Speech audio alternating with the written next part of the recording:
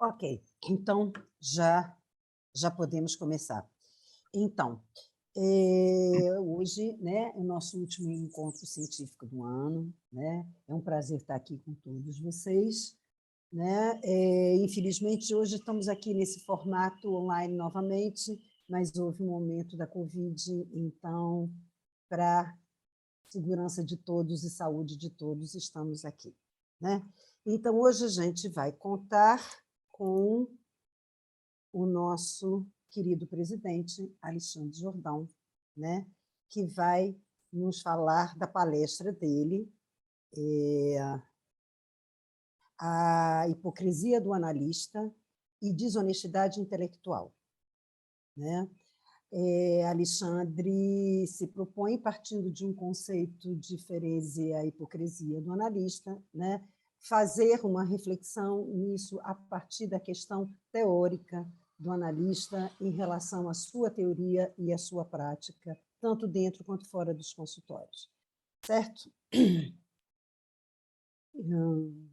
Alexandre é psicanalista, presidente da SPCRJ, doutor em Teoria Psicanalítica da UFRJ, autor do livro Narcisismo, do Ressentimento à Certeza de Si, e membro do Grupo Brasileiro de Pesquisa Sandoferense.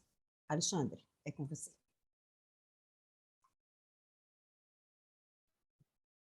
Obrigado, Ana. Ana Elisa,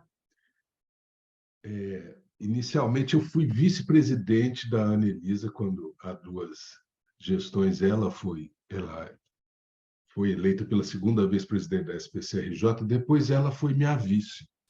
Essa é a nossa última parceria, né? Nosso último bate-bola hoje até uma metáfora horrível, né? Depois da eliminação na Copa, mas então queria agradecer muito antes de mais nada, a toda a SPCRJ. Eu acabo de ser reconduzido ao cargo de presidente, dessa vez contando com Gilda Sobral Pinto como minha vice, o que eu acho quase uma impostura, ser eu o presidente e Gilda a minha vice, mas é, no fundo, uma honra inenarrável. Gente, queria não só agradecer o conselho diretor que está terminando, terminou aí os trabalhos administrativos, a gestão, e receber com muita alegria os novos membros. Nem todos os membros são verdadeiramente novos, muitos permaneceram. Mas é uma alegria contar com gente tão boa, tão querida na composição da chapa. Então, antes de começar, vou cumprir um pouco a minha função institucional de presidente,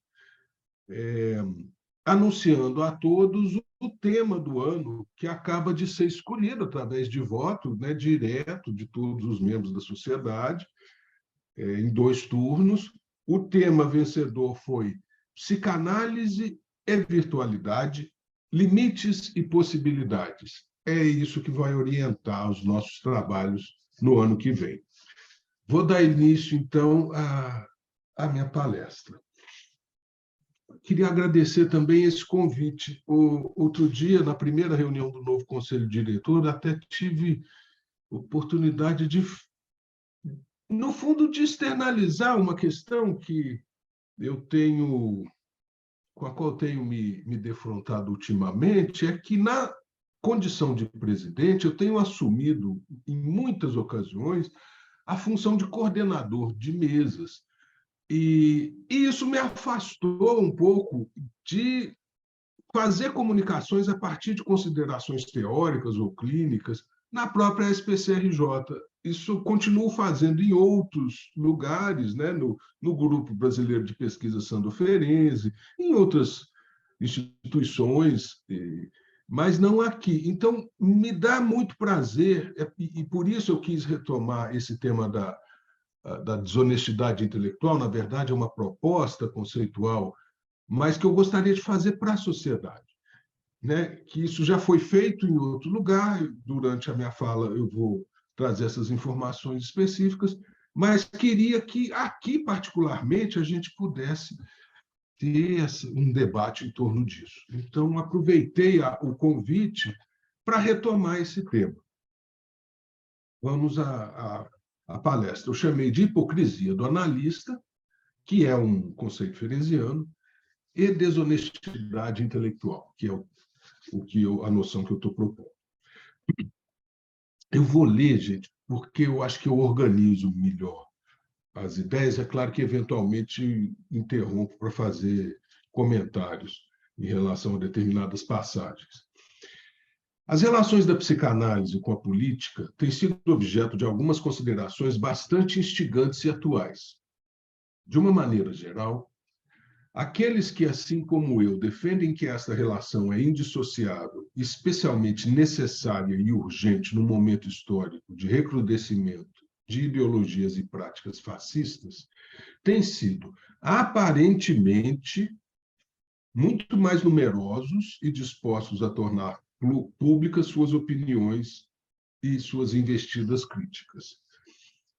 Uma conclusão lógica, mas já adianto, apressada e equivocada, seria dizer que os que se reconhecem simpáticos a ideologias e posicionamentos políticos totalitários e segregacionistas, vêm-se acanhados em defender seus pontos de vista sectários.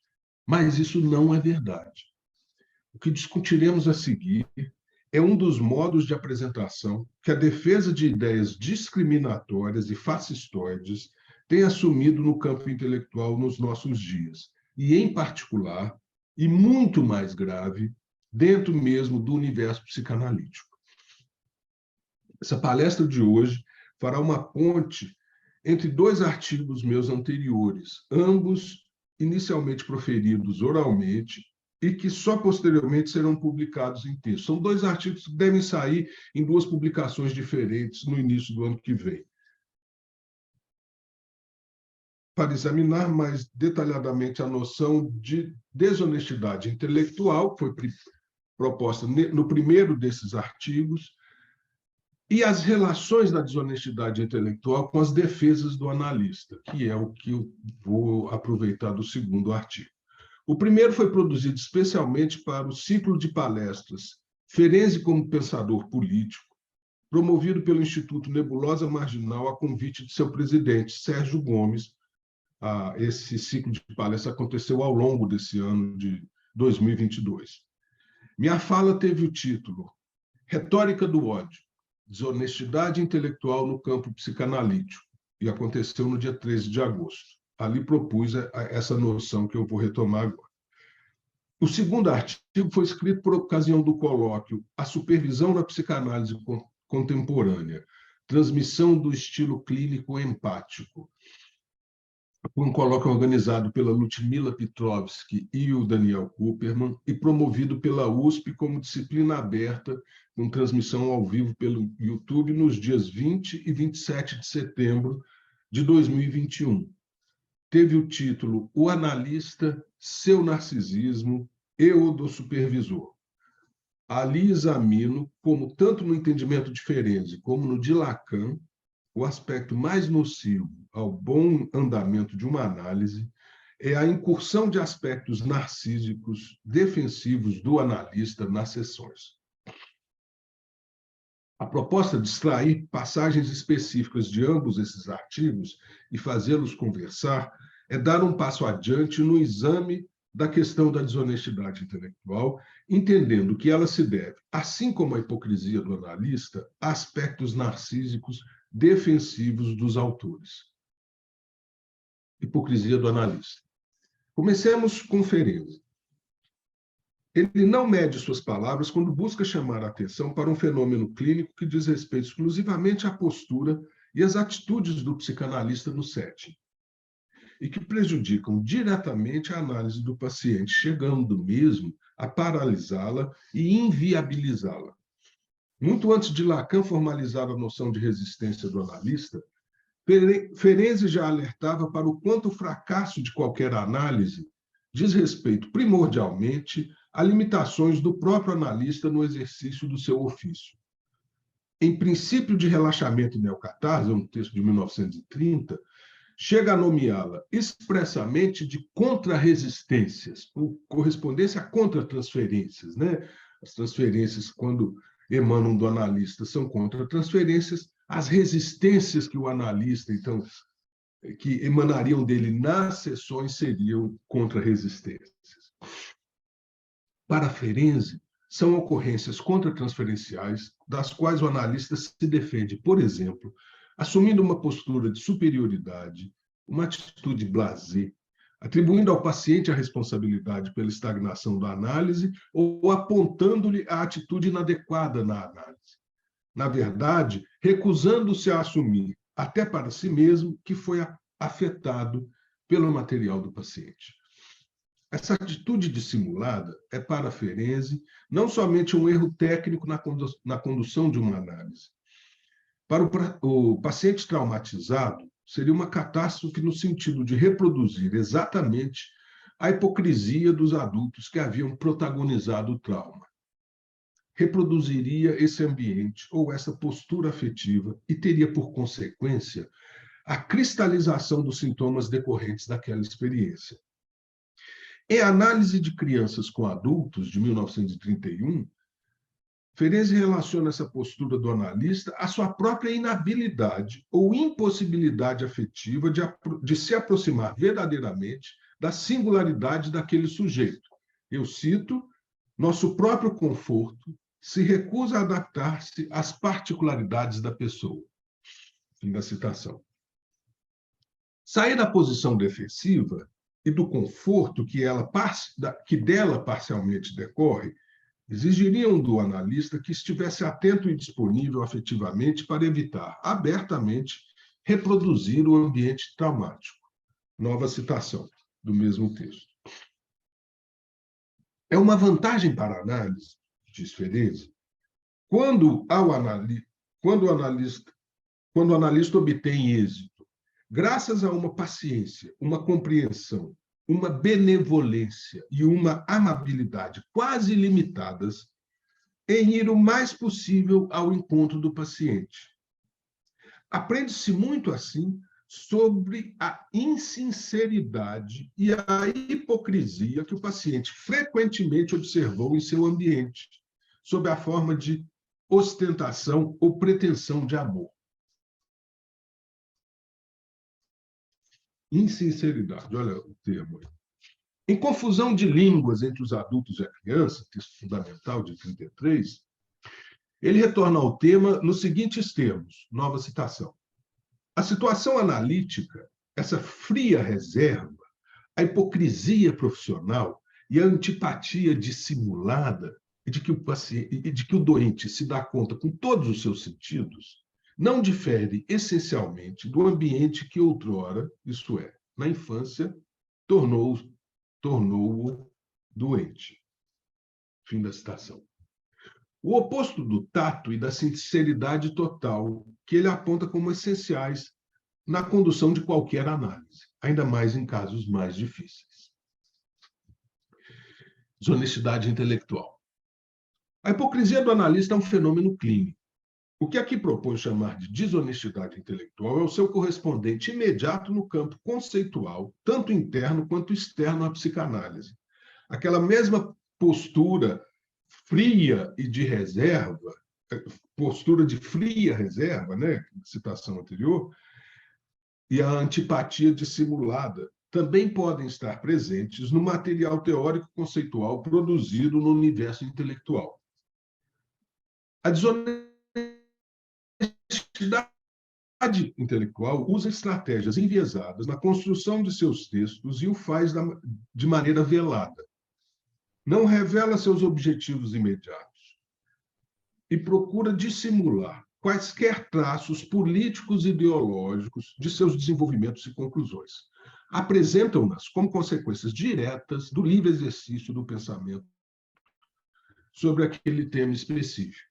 Como são exposições mais longas, esmeram-se muito na seleção de fragmentos descontextualizados que permitam conduzir a argumentação no sentido da conclusão desejada, já estabelecida de antemão. Não é? São artigos escritos para provar um ponto de vista, para sustentar um ponto de vista.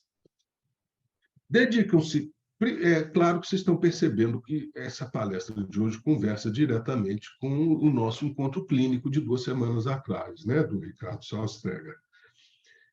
Dedicam-se primordialmente à comprovação dedutiva, dedução imposta pela própria maneira com que a argumentação é construída, de uma determinada opinião, sem nunca confessá-lo.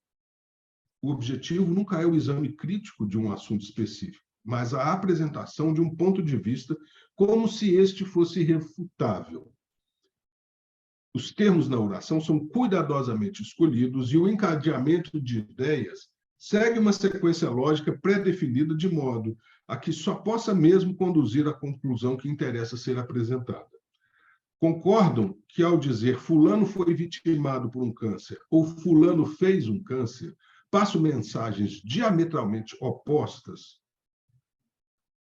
diametralmente diferentes, sobre a participação ativa do sujeito na produção da doença? A escolha dos termos e a construção da oração acabam por sugerir, de maneira quase impositiva, o seu sentido.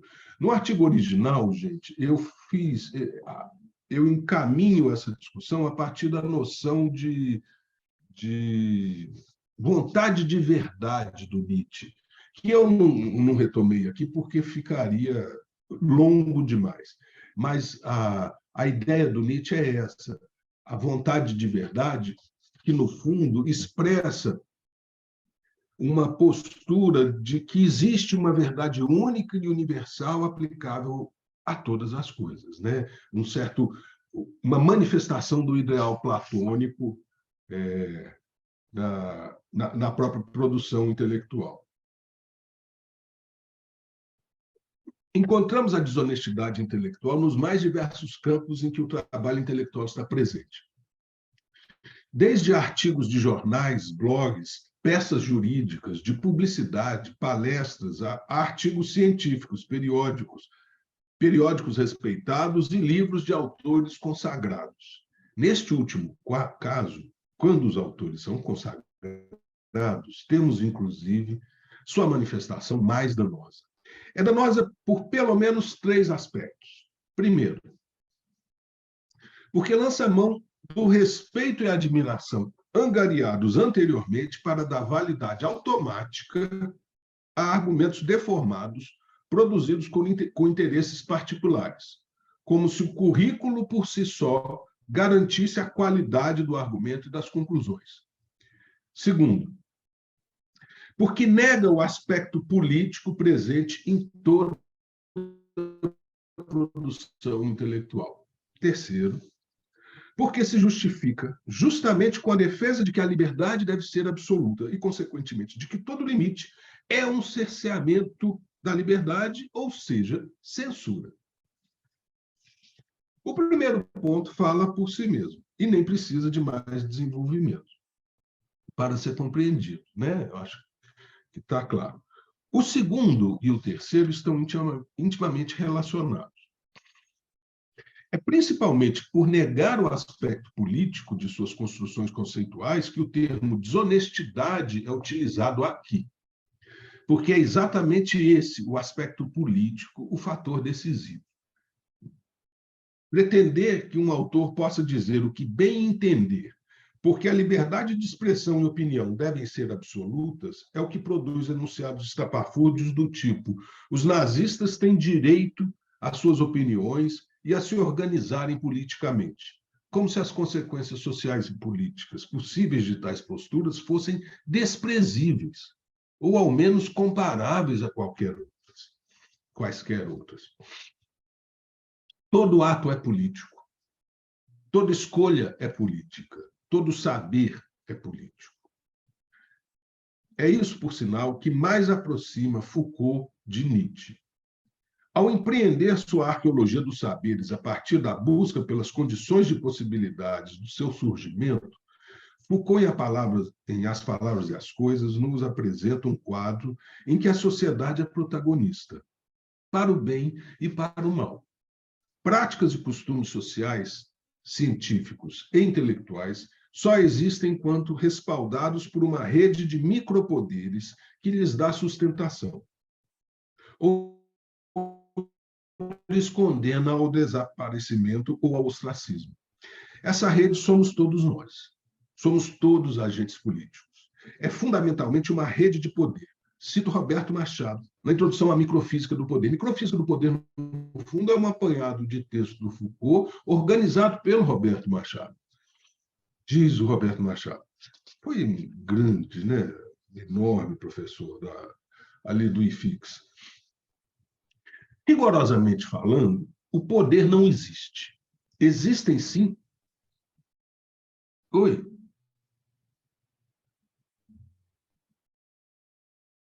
Bom, rigorosamente falando, o poder não existe. Existem, sim. Não sei o que houve aqui. Existem, sim, práticas ou relações de poder. O que significa dizer que o poder é algo que se exerce, que se efetua, que funciona. Qualquer luta é sempre resistência dentro da própria rede de poder. Teia que se alastra por toda a sociedade e aqui ninguém pode escapar. Ele nunca está sempre presente. E que ninguém pode escapar. Ele está sempre presente e se exerce como uma multiplicidade de relações de forças. Fim da citação. Ninguém pode escapar. Nem se descolar do seu contexto imediato. Isso quer dizer que até mesmo as produções intelectuais ditas isentas ou livres de conotações políticas também as têm, sempre. E convoca todo e qualquer intelectual a se responsabilizar pelos efeitos sociais e políticos de sua produção sobre essa rede de poder. Isto se aplica também até mesmo à escolha do tema. Há uma associação particularmente nefasta na conjunção da vontade de verdade do Nietzsche com a concepção de liberdade absoluta. Aqui nega o aspecto político da produção intelectual. Mais uma das roupagens atuais da vontade de verdade. A exploração intelectual é superior ou está desvinculada de aspectos políticos. Há aqui o que se manifesta como fascínio pela capacidade intelectual, que permite o exercício gozoso do pensamento, isolando-o do seu contexto direto e de suas consequências imediatas. A controvertida questão quanto à necessidade de isenção política do psicanalista também tem que ser abordada aqui, né? Será mesmo algo tão necessário assim? Sabemos que em Ferenczi, definitivamente e enfaticamente não. Mas vejam a seguinte passagem de Freud numa carta a Ferenczi de 1914. Já citei essa passagem para vocês na abertura da jornada, mas volto a citar porque eu acho que ela nos interessa diretamente, vou explorá-la um pouco de maneira diferente hoje.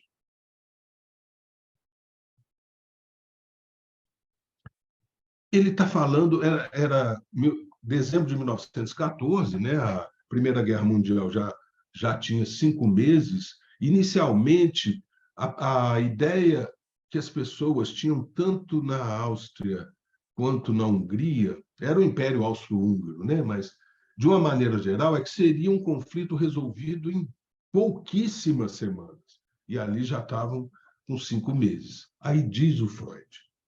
A Alemanha não mereceu minhas simpatias enquanto analista. E melhor nem falar da nossa pátria comum. Isso está nas correspondências de Freud e Ferenczi. Carta de 1914.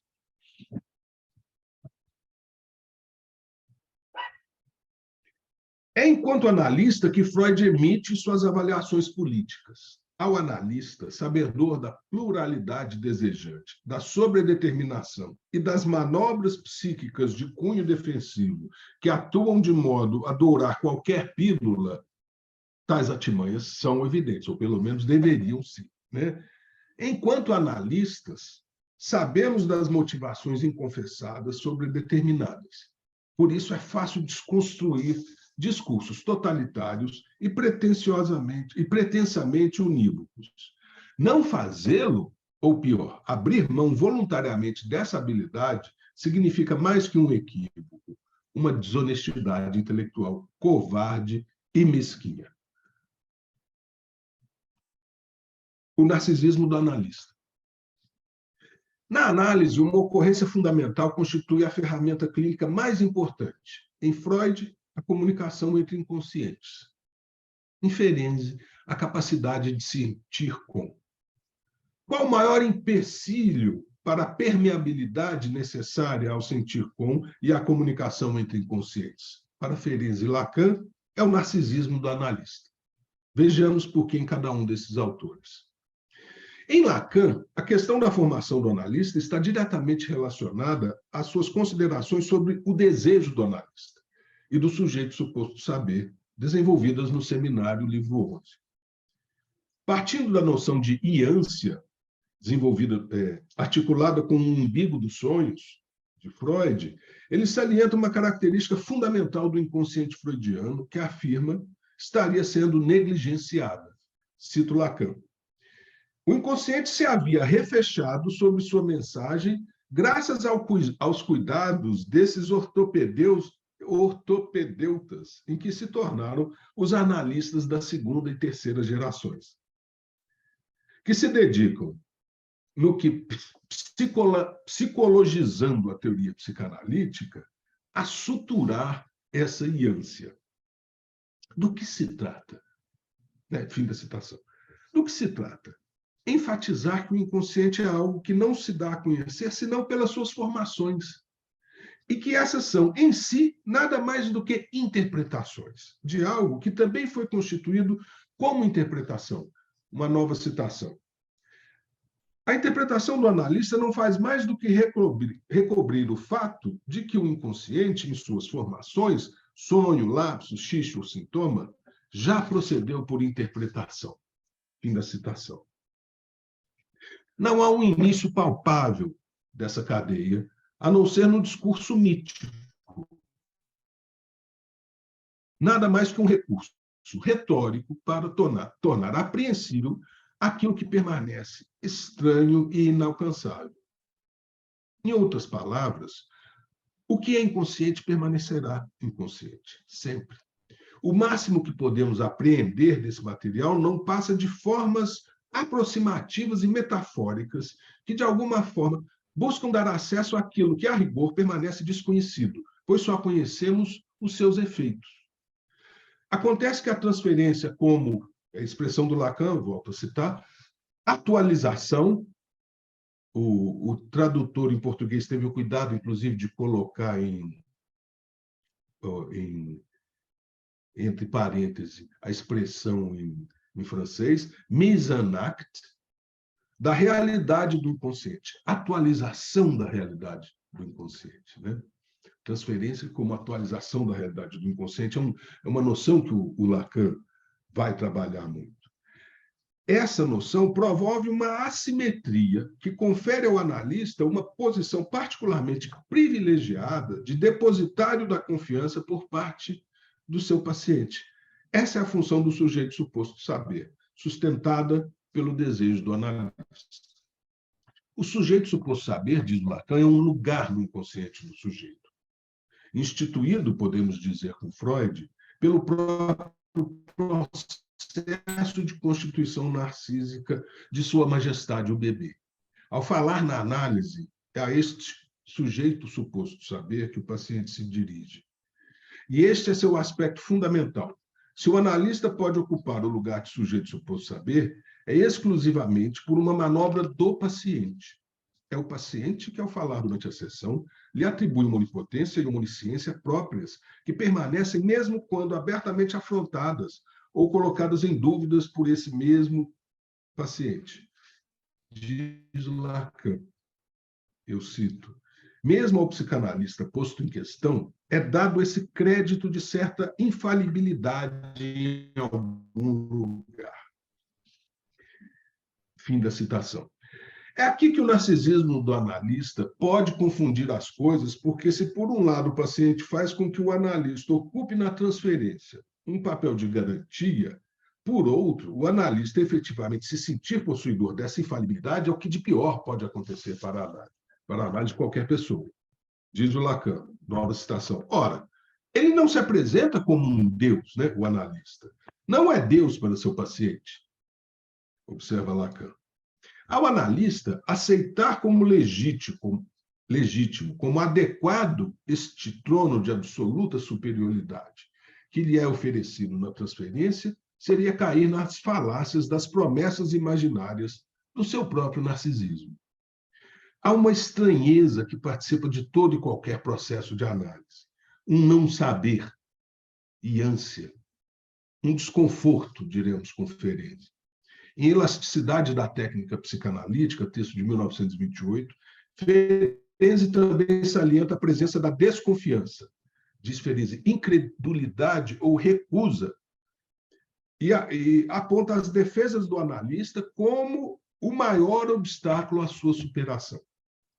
É nesse sentido defensivo que ele entende que o narcisismo do analista interfere negativamente na análise. Ao se acreditar efetivamente possuidor de algum saber inquestionável sobre seu paciente, que sua interpretação está inabalavelmente correta, é que a análise deixa de acontecer. Cito Ferenczi. Nada mais nocivo em uma análise que uma atitude de mestre-escola ou mesmo médico autoritário. Todas nossas interpretações devem ter o caráter de proposição, ao invés de asserção. Isso não só para não irritar o paciente, como também podemos efetivamente nos enganar. Fim da citação. Podemos nos enganar. Por isso, as nossas interpretações não podem assumir áreas de revelações sobre uma pretensa realidade psíquica dos pacientes, mas, preferencialmente, serem apresentadas enquanto hipóteses de trabalho em que se peça ativamente a participação do paciente na sua validação ou não. É preciso ouvir o paciente, claro, mas ouvi-lo no sentido de levar em consideração sua aceitação ou não de qualquer intervenção feita pelo analista como genuína e válida. A modéstia do analista é ingrediente fundamental para o seu ofício. O oposto é imediatamente verdadeiro. A arrogância do analista é o prenúncio do desastre. É a arrogância, a presunção atribuída de saber por parte do analista, que tanto Ferenczi quanto Lacan se dirigem quando condenam a sua postura autorreferente de superioridade. O aspecto narcísico implícito nesse desvio de conduta está em estreita relação com o egoísmo, ou seja, com a busca interesseira de estratagemas de autogratificação narcísica capazes de fornecer ao ego um arremedo de experiência fantasiada e falsa, de falsa ilusão de onipotência. Ao propor o exame de uma eventual metapsicologia, isso eu estou citando uma passagem de Ferenczi, uma eventual metapsicologia dos processos psíquicos do analista no decorrer da análise, observa Ferenczi.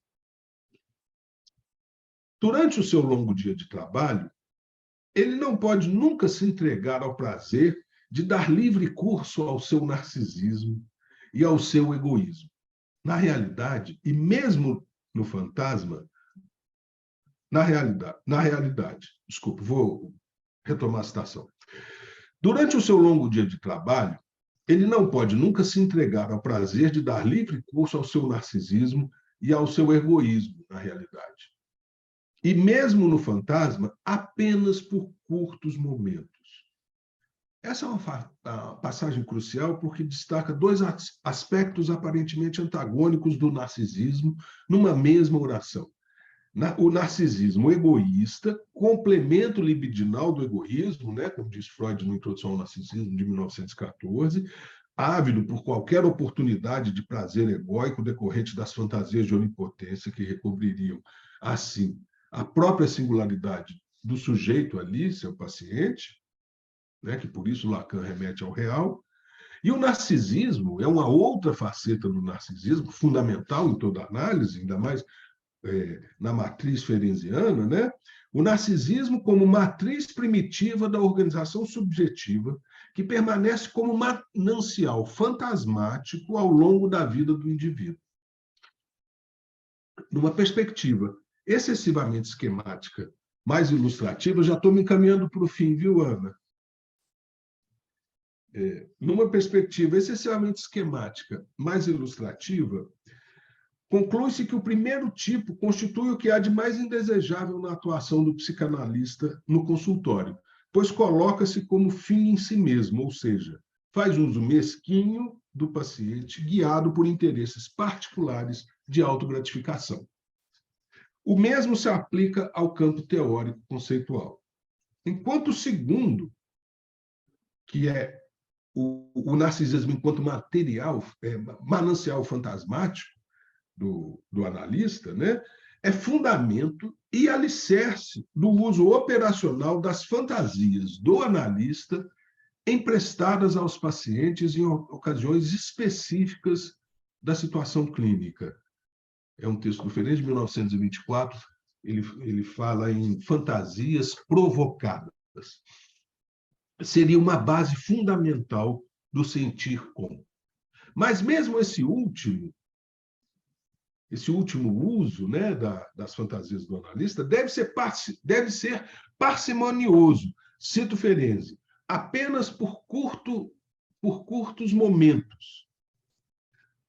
Continua a citação. Não duvido que uma tal sobrecarga que afora aí não se encontra na vida, cedo ou tarde, exigirá a elaboração de uma higiene particular do analista. Fim da citação. Se, por um lado, ser psicanalista implica necessariamente o rigoroso controle do seu próprio narcisismo, isso Ferenczi, por outro, é algo que só pode ser promovido pela análise pessoal do analista. Olha essa passagem também do Ferenczi. A modéstia do analista não é, pois, uma atitude que se aprenda, mas a expressão da aceitação dos limites do nosso saber. Ou no mesmo texto, um pouco adiante, a única base confiável para uma boa técnica analítica é a análise concluída do analista. Ao autor de qualquer peça argumentativa, aplicam-se as mesmas exigências que as que recaem sobre o psicanalista: modéstia, sentir com, permeabilidade e dúvida em relação às suas opiniões. Isso implica o controle da ganância própria ao seu narcisismo. Sendo assim, qualquer produção conceitual que promova argumentos específicos, alicerçados em ganhos narcísicos próprios, constitui uma desonestidade intelectual. O psicanalista, por estar particularmente ciente dessas artimanhas imaginárias, seria aquele que deveria estar mais atento que qualquer outro autor a tais estratagemas. Mais que isso, esperaria-se dele, acima de tudo, o repúdio veemente a tais manobras. Também no campo teórico-conceitual deveria existir a sinceridade total que o Ferenczi preconiza como elemento clínico essencial. E como um dos possíveis antídotos à hipocrisia do analista. Assim como Nietzsche preconiza o superar-se a si mesmo como ideal existencial humano, a superação da desonestidade intelectual deve ser um mantra em toda a produção conceitual. E, neste campo específico, a única atitude eticamente aceitável de um psicanalista. Muito obrigado.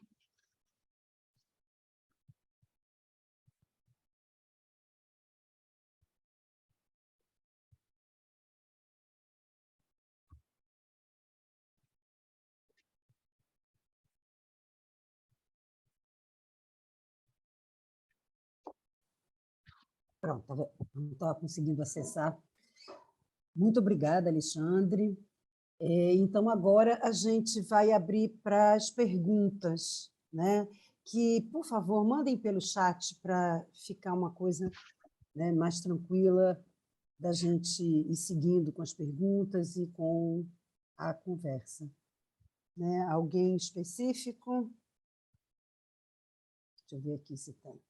Bom, enquanto as pessoas vão pensando, eu queria colocar uma pergunta para você, Alexandre. Você acha que essa questão toda é ligada diretamente à análise do analista? Ao não retorno de tempos em tempos? Porque você está falando de uma questão narcísica. Acho que sim, Ana. Acho que sim. Eu tenho há muito tempo, né, nas jornadas da SPCRJ, já apresentei uma série de trabalhos sobre a questão da análise uma vez por semana. Mas, ano passado, num evento do Grupo Brasileiro de Pesquisa Sanoferense, acho que foi ano passado, se não 21, eu quis abordar essa questão relacionada à formação do analista e do quanto eu acho assim fundamentalmente insuficiente a análise uma vez por semana no caso dos analistas. Eu problematizei essa questão nessa palestra a partir de experiências clínicas próprias com analistas em formação, que eu atendo atualmente, já atendi e tudo, em que eu percebo uma indisponibilidade, e eu considero uma indisponibilidade, eu quis enfatizar que não é financeira, quando não existe questões de ordem financeira, e sim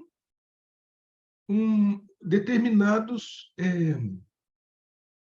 privilégios que a pessoa resolve dar a questões outras que não a análise pessoal e impedem a pessoa de fazer análise mais de uma vez por semana. De uma maneira geral, o que eu argumentei ali é, olha, gente, analistas em formação geralmente têm dos seus, né, na nossa sociedade isso é uma verdade, em muitas outras também, não quero dizer que isso seja universal, mas os analistas se propõem a reduções de preço de sessão consideráveis para analistas em formação, exatamente no sentido de promover essa análise pessoal da maneira, eu acho que mais, não só adequada, mas a mais profunda, mais produtiva possível.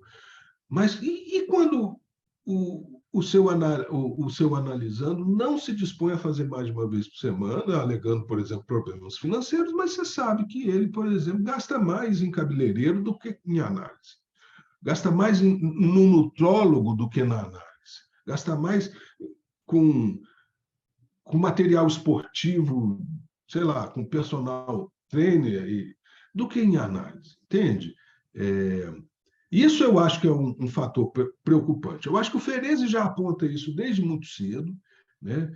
Essa preocupação com as análises dos analistas. Eu acho que é uma questão que, na SPCRJ, inclusive, eu acho uma postura extremamente, eticamente, assim, irretocável, essa ideia de que todo analista em formação aqui na sociedade pode eleger o seu psicanalista, independente da instituição a qual esse analista esteja vinculado, né? A gente respeita a transferência, não há essa exigência de que se faça análise com alguém da SPCRJ, e aqui a gente não tem nem a figura do analista, uma figura estapafúrdia, né? Esquisitíssima, do analista de data, né? Acho que diz respeito, sim, mas diz respeito também onde eu quero, o que eu estou querendo discutir aqui há uma decisão, uma postura ética, porque o que eu estou querendo enfatizar nesse texto em particular, com essa noção de desonestidade intelectual, é é uma escolha ética onde você manipula determinados argumentos, inclusive passagens que você, às vezes, retira completamente de contexto, exatamente no sentido de sustentar alguns pontos de vista, entende? E retirar do contexto é desconhecer, inclusive, onde a gente está hoje, né? eu acho que tem um aspecto aí narcísico muito nocivo, muito danoso para o debate, para toda a produção intelectual, que é por isso que eu estou chamando de, né, por isso que eu trouxe Lacan e Ferenczi para essa discussão, essa crítica deles a essa postura de senhor da verdade, né, que alguns analistas podem assumir, mas aqui no campo intelectual é exatamente isso que muitas vezes a gente encontra. Agora, aqui é mais grave, né? Aqui a gente esperaria uma autocrítica no sentido de não ceder a esse tipo de desejo, né? Desejos todos temos, né? Assim, a gente é perverso por natureza, né? Fundamentalmente, para o Freud, na matriz freudiana, nós somos assassinos incestuosos, selvagens, né? Interesseiros até o último instante. A gente só se aproxima do outro com dois objetivos: benefícios sociais, e aí sociais a gente inclui políticos, econômicos, etc., ou sexuais, né? No fundo, para o Freud, nós somos esses sujeitos do auto-interesse, né? Mesmo na metáfora freudiana, no mito da horda primitiva, são esses interesses individuais que promovem a reunião dos filhos, né? Daqueles que eram mais macacos que gente, mas tudo bem, mas dos filhos para matar o pai, né? Mas eles o fazem a partir de desejos egoístas, né? E é exatamente isso que depois entra em choque com o ato em si, porque eles percebem, opa, mas se a gente foi capaz de fazer isso, na hora que um de nós estiver ocupando esse lugar, e esse um de nós que eu estou pensando, serei sempre eu, né? A gente é narcisista mesmo, eu posso também sofrer o mesmo destino. Então, opa, deixa eu me cuidar aqui. Então, vamos combinar, né? Vamos combinar uma coisa? Então, ninguém pode matar mais o chefe. Então, vamos combinar outra coisa para isso não acontecer de maneira que a gente talvez não consiga evitar. Então, ninguém mais tem acesso exclusivo às fêmeas do banco, né? Começa a instauração da lei, tudo, com todos os efeitos que isso produz. Agora, eu acho que é vergonhoso o que a gente vê no campo intelectual quando manobras desse tipo acontecem. E o elemento narcísico aí que é mais gritante é você ver psicanalistas quase que assim embevecidos pela própria capacidade intelectual, entende? Como se alimentassem e gratificassem dela.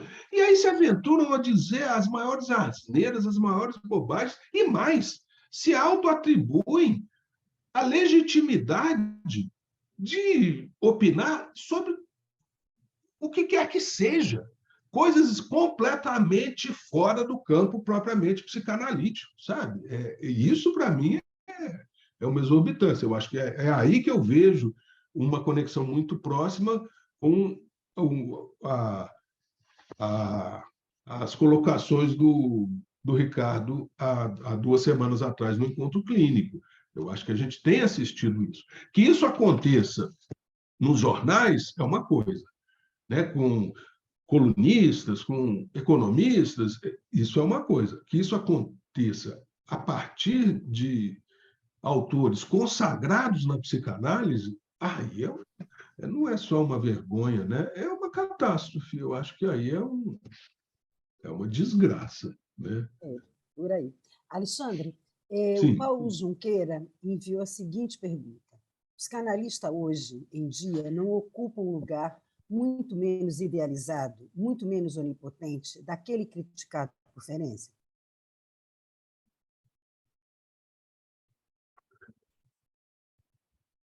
Na sociedade, acho que sim. A minha questão é ir para si mesmo, ocupa. Entende? Né, Paulo? Tem gente que se acha, né? Nessa palestra que eu dei lá, ainda, inclusive, falei isso. Gente, a pior coisa para uma análise é o analista se achar. Sabe, essa falta de modéstia é olha, é prenúncio do desastre, não tem jeito. Eu acho que sim, Paulo. Mas é essa a hora. Por isso essa passagem do Freud é tão importante, entende? A gente tem que pensar essas questões enquanto psicanalistas, sabendo que o inconsciente vai sempre encontrar caminhos para, de alguma maneira, manifestar e tentar realizar esses desejos no dia a dia, inclusive nas práticas. Eu gosto da ideia do Nietzsche, né, dessa guerra aberta contra si mesmo, contra esse narcisismo mesquinho, né, um narcisismo mesquinho, interesseiro, manipulador, né? Porque sem isso a gente não é o do superar-se a si mesmo, né? Isso você fica comprometido com essas estratégias e isso só limita, são grilhões, né? Isso é um impedimento à própria potencialidade intelectual e existencial de todos nós, né? De cada um. É isso aí. Tem mais uma pergunta, eu não sei quem é, porque está Galaxy S10+, né? Mas a pergunta é a seguinte: Eu acho que é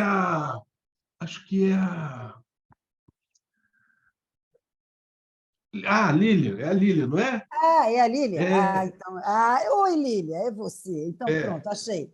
pronto. Então, a Lília Falcone e pergunta o seguinte: ser suposto saber não confere lugar de saber? Esse é o perigo? Pois é, a ideia do sujeito supor saber é muito interessante, né? Porque para o Lacan, essa ideia de que o sujeito supor saber é um lugar no inconsciente do sujeito é interessante, né? Que o, o paciente, naturalmente, né, coloca o analista lá. O analista é que não pode sentar nesse trono. Né? A diferença é essa. Por um lado, sim. Gente, há análises, inclusive, que a desconstrução desse lugar de suposto saber tem que se dar só mesmo no finalzinho da análise, porque é um elemento fundamental, eu acho que de todos nós, é um elemento transferencial importante, né, que eu tenha essa ilusão de saber. É, pensar nas modalidades de apresentação da transferência com pessoas diferentes é muito ilustrativo, né? Pensar no lugar que a gente ocupa enquanto analista para determinadas pessoas, né? Para alguns, você é um juiz, né? Para outros, é isso mesmo, sabe tudo de mim, né? Para outros, uma paciente de 18 anos que eu tinha, estava no primeiro período de psicologia na época, me desafiava o tempo todo, né? Era como se eu precisasse ser meio que desmentido o tempo todo. Ela estava o tempo todo tentando me pegar no contrapé. Quando eu fazia e a gente faz, né? A gente, no nosso linguajar cotidiano, a gente usa a gente não está tão atento à gramática e tal, às vezes, e aí ela nadava de braço, né? Me pegava num erro gramatical qualquer. Então, mas é interessante isso, né? É interessante perceber é, esse lugar, poder falar, inclusive, com o paciente desse lugar que a gente acaba ocupando. Né? Mas eu acho que o alerta do Lacan é muito nesse sentido. Olha, o paciente vai te colocar lá, mas não caia nessa. Não caia nessa. Sentar nesse trono é o que há de mais nocivo para uma análise. É isso. É verdade. É verdade. Popularmente se diz que quando você acha que sabe tudo, você morreu e não sabe. Né? Então, é uma importante colocação. Alguém mais gostaria de trazer mais alguma pergunta? Aqui no chat não tem mais nada. Então, acho que podemos encerrar. Né? Alexandre, só te agradecendo, né, essa contribuição, né, tão importante, essa reflexão tão importante para todos nós, e vamos torcer para que o próximo ano você possa não só coordenar, mas como nos trazeres outras contribuições. Tá bom? Gente, só mais uma coisinha. Tive anteontem lá no EBEP, num evento Psicanálise Política, Joel Biermann falando, foi um evento tão agradável. E a gente está querendo tanto, foi porque foi presencial, todo mundo de máscara, foi uma coisa difícil, mas foi tão bom estar junto. A gente queria que esse encontro científico hoje fosse também uma cerimônia de encerramento dos trabalhos do ano, né, na SPCRJ, e que a gente pudesse promover um encontro festivo dos membros, porque que está fazendo muita falta. A ideia foi adiar. A minha esperança é que, então, na abertura dos trabalhos, em março do ano que vem, a gente consiga fazer esse encontro presencial. Eu já estou, no fundo, convidando a todos. Acho que isso está fazendo muita falta. E, quando acontece, olha, é muito saboroso. Então, já fica o convite, já fica a ideia de que, já fica, né, publicizada a ideia de que a gente tem a esperança de que esse encontro presencial aconteça, que seja uma celebração não só das nossas produções teóricas, mas da gente estar junto, né? De afetos, que é, no fundo, o que nos une a todos. Né? Queria agradecer mais uma vez, muito obrigado, foi uma excelente oportunidade para mim. Obrigado. Obrigada a todos, bom final de semana. Até logo.